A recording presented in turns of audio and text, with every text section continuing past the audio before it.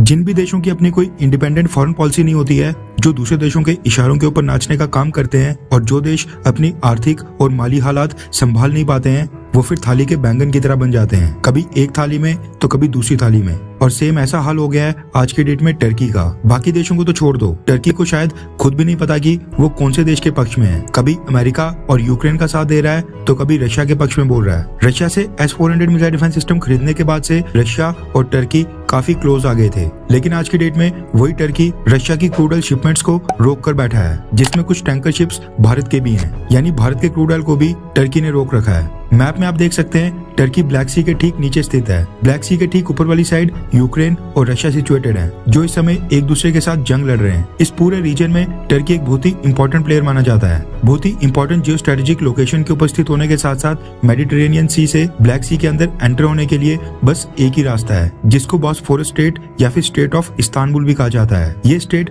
पूरी तरह से टर्की गवर्नमेंट कंट्रोल करती है, क्योंकि ये टर्की के वाटर्स में सिचुएटेड है। यूक्रेन, रशिया, जॉर्जिया, बुल्गारिया और रोमानिया, ये पांचों देश जिनकी कोस्टल लाइन ब्लैक सी के साथ टच होती है, ये देश इसी इस्तांबुल स्टेट से होकर ही पूरी दुनिया के साथ ट्रेड करते हैं। यानी यहीं से इनके कार्गो शिप्स दुनिया भर में प्रोडक्ट्स लेकर जाते हैं, एक्सपोर्ट करते हैं। और रशिया भी ब्लैक सी से होते हुए इसी बॉस्फोरस स्टेट के रास्ते कई सारे यूरोपियन देशों को क्रूड ऑयल और गैस की सप्लाई भेजता है। हर साल यहाँ से 41,000 कार्गो शिप्स क्रॉस होते हैं, जिनमें से 8,000 ऑयल टैंकर शिप्स होते हैं। अब हुआ क्या कि हमेशा की तरह यहाँ से Russian crude oil tanker ships में लोड होकर दुनिया की तरफ सेल कर रहा था। इनमें कुछ टैंकर ऑयल शिप्स भारत के भी थे और वो इस्तांबुल स्टेट से होकर भारत आने वाले थे। लेकिन 5 दिसंबर के बाद से टर्की ने इस्तांबुल स्टेट से क्रॉस होने वाले हर एक शिप के इंश्योरेंस डॉक्यूमेंट और सेल डीड को चेक करना अचानक से शुरू कर दिया है। दरअसल अमेरिका ने G7 यूरोपियन यूनियन के देशों के साथ मिलकर रशियन ऑयल के ऊपर $60 पर बैरल की प्राइस कैप लगाई थी। टर्की अब उसी प्राइस कैप को इम्प्लीमेंट करते हुए सभी क्रूड ऑयल के टैंकर शिप से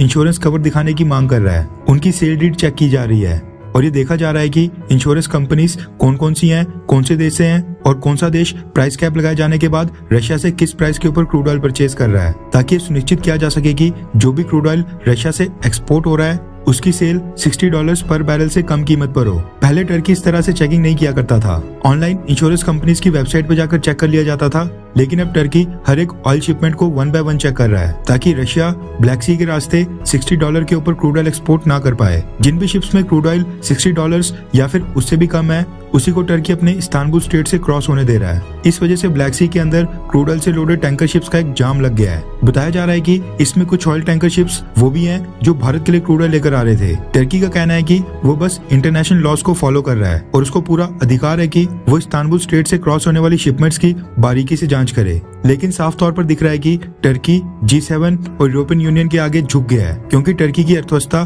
खुद ही इस कंडीशन में नहीं है कि वो इन देशों को नाराज करे। इसलिए रशियन ऑयल के ऊपर प्राइस कैप तो G7 और यूरोपियन यूनियन ने थोपी है, उसको लागू करने का काम कर रहा है टर्की।